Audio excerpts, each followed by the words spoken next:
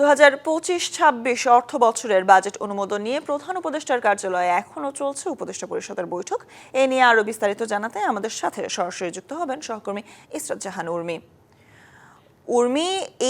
এবারের বাজেট নিয়ে সবশেষ আরও বিস্তারিত কি তথ্য রয়েছে আপনার কাছে জানাবেন। স্বর্ণা, আপনি যেই বাজেটের যেই বিষয়গুলো উল্লেখ করেছেন, আমি যদি সেগুলোর বাইরে আপনাকে বলি, আপনি ইতিমধ্যেই বলেছেন যে অন্তর্বর্তী সরকার প্রস্তাবিত বাজেটে স্থানীয় সরকার বিভাগের সব থেকে বেশি বরাদ্দ পেতে যাচ্ছে 42,433 কোটি টাকা। এছাড়া আপনি বলেছেন যে এরপরই প্রতিরক্ষা খাত রয়েছে, প্রতিরক্ষা খাত পেতে চলেছে 40,851 কোটি টাকা।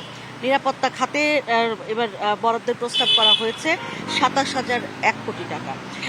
আপনি জানেন যে নির্বাচন নিয়ে রাজনৈতিক দলগুলোর একটি চাপ আছে, ফলে এবার নির্বাচন কমিশন কিন্তু বেশ বড় একটি বাজেট পেতে চলেছে।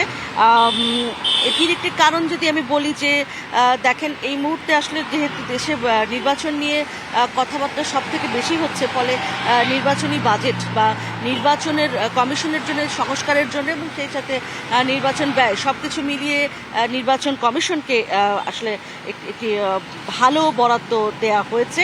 সব মশার বিরুদ্ধে সুরক্ষা দিতে এলো বসুন্ধরা এক্সট্রিম অ্যারোসল, মশার বিরুদ্ধে এক্সট্রিম সুরক্ষা। 2.5 গুণ বেশি বরাদ্দ বাড়ানোর বিষয়টি বলা হয়েছে। এছাড়াও বিদ্যুৎ, জ্বালানি ও খনিজ সম্পদ এই 3 বিভাগ মিলে বাজেট বরাদ্দ পেতে চলেছে 22,520 কোটি টাকা এবং স্বাস্থ্য বিভাগের জন্য বরাদ্দ রয়েছে এবার 31,022 কোটি টাকা। আর প্রস্তাবিত চলতি অর্থবছর অর্থাৎ 24-25-এ এটি ছিল 30,125 টাকা।